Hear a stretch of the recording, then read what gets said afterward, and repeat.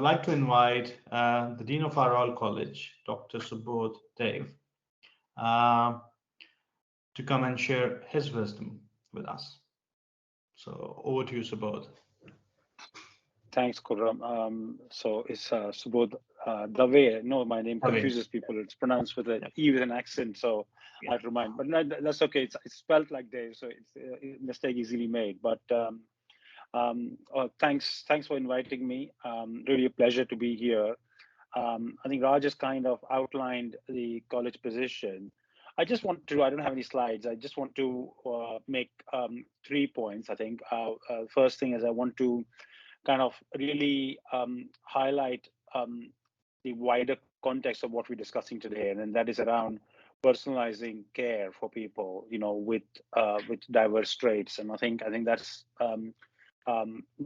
from my point of view as a dean, it's not just about personalizing care, but also personalizing training. And I think I just wanted to make that point, and I'll make the case for that in brief.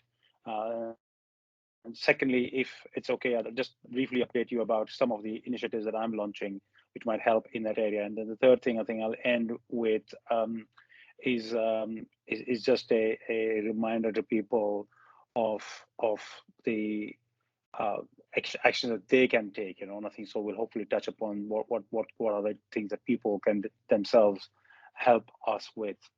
So talking about person-centered care, I think I've been involved in designing and looking at person-centered care. And I would say when I started thinking about person-centered care, I was calling it patient-centered care. And this is, you know, I've got a very limited time, so no time for a workshopy element, but it's worth reflecting as to what is the difference being in thinking of patient-centered care and person-centered care. And I think when I first challenged myself, to me, it felt like it was just a semantic difference, and you know that probably we were making, you know, too much of it.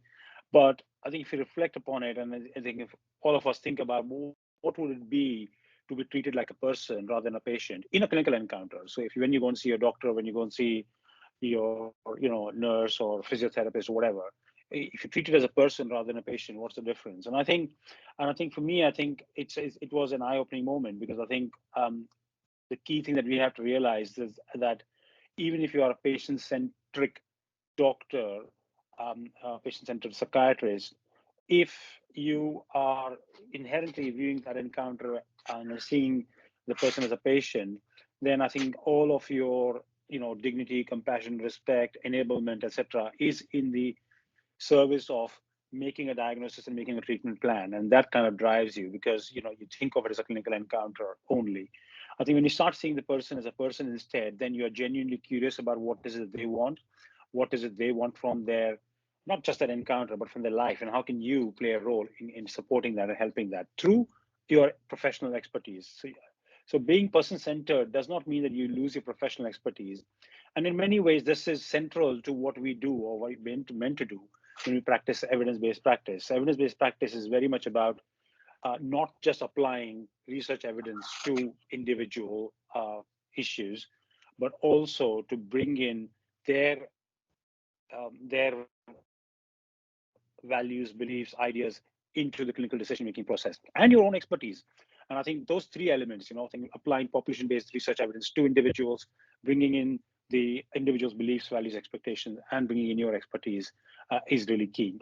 And so when you start doing that, then you recognize that people's traits, whether they be neurodivergent traits or whether there's the intersectionalities that Raj alluded to, all become relevant in the conversation. And then you're trying to view them not necessarily as deficiencies, but as variables that play a role. And sometimes they may be playing a positive role, and sometimes they may be playing a less positive role, or even a negative role. So I think then the decision making, it can happen in a shared way, in a collaborative way with the person and with any other people that they would like it to be involved.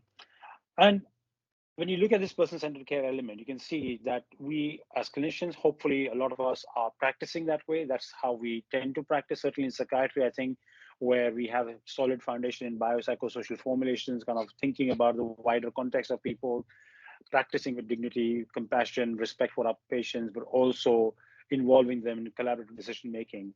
And that probably comes naturally to us. I have seen, however, that we don't always translate that into education. And I think so when we work with our trainees, we don't bring in those traits of collaborative working, of thinking about our trainees, or any learners. When I say trainees, I don't mean just trainees alone. I'm thinking of a learner and a teacher kind of dyad, bringing in their strengths into the conversation.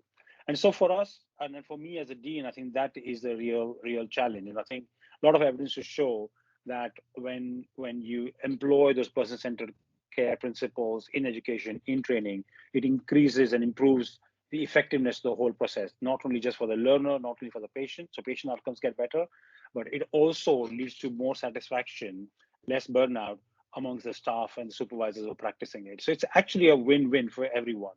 So that's my point number one. I think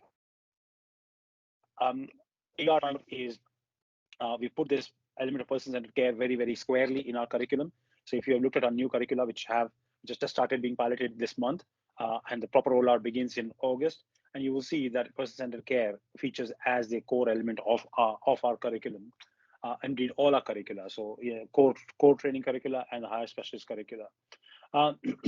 Focusing specifically on neurodivergence, I think we've kind of really highlighted the importance of all factors that influence patient outcomes and how they need to be considered in the decision making. And then and I'm particularly keen on thinking of psychosocial evidence that has existed for some time but has not always been implemented in the curriculum and in our training and assessment. And so things like early life experiences, neurodevelopmental skills, I think which would need to be beefed up in the curriculum, and our focus is really on that. So a couple of initiatives. I'm launching a Dean's Quiz. It's called Mind Masters. You should be able to hear about it very soon. And I think through that, we will really be highlighting how psychiatry is a diverse, but very much rooted in academic clinical skills and excellence as a profession, and also psychiatry, promoting the idea of psychiatrists as academic clinicians. And so this will be an opportunity for groups like STAND to highlight questions that you feel all psychiatrists should know. It's a national quiz which will feature at the Congress, and the finals will in the college in winter this year. So do feel free to contribute questions, and the questions can be standard questions or audiovisual questions, or indeed any other format that you think is innovative. It's meant to be fun, but also clearly a learning experience for all of us. I'm also launching Dean's Grand Rounds, and that is another opportunity for us to narrow the gap between evidence and practice. And I guess one of the things that Stan probably is trying to make the point is that there is that gap between evidence and practice. And I think Grand Rounds are a great way of bringing that forward. Each of the Grand Rounds, there'll be 8 this year. They will feature 4 key elements, and then the elements will always be the same. So the first element, obviously, we start with the question of the gap between evidence and practice, but the first element is lived experience, so a narrative story. The second element is the academic evidence that informs that. How do we reduce that gap? The third element, quite importantly, is the contextual element. That what does it mean for the wider community, not just for an individual patient, but for the wider community. So it allows us to think more broadly about the impact on wider society and the wider community. And the fourth element is the QI element, the quality improvement element. So how do we start narrowing the gap? And then we from the college will appoint QI coaches to support the presenters in actually delivering a 6-month project to start narrowing the gap. So you can see that at the college, we are really focused on bringing education and clinical practice together, trying to really address the issues in service provision levels, and thinking about solutions. So a very solution-focused approach. So I'm going to stop there. As you can see, the third element is probably the crucial element, and it is to think that we often at meetings like this end up talking about what the problems are and reinforcing awareness of the problem, which I think is important. But I also hope that we can start thinking of solutions. And it's great to see Connor, you are here today, and I think as you know, college has been working on some of these areas already. So we've got a great base to start, and I just want to end with a message that we are fully supportive. And I think of the college as your college, as our college, and that we can all work together to start implementing some of the solutions, and think hopefully at the end of the day today, we will come up with some concrete action points that we can take in as individuals, but also as organizations. So thank you, and I hope I have stopped in time as well.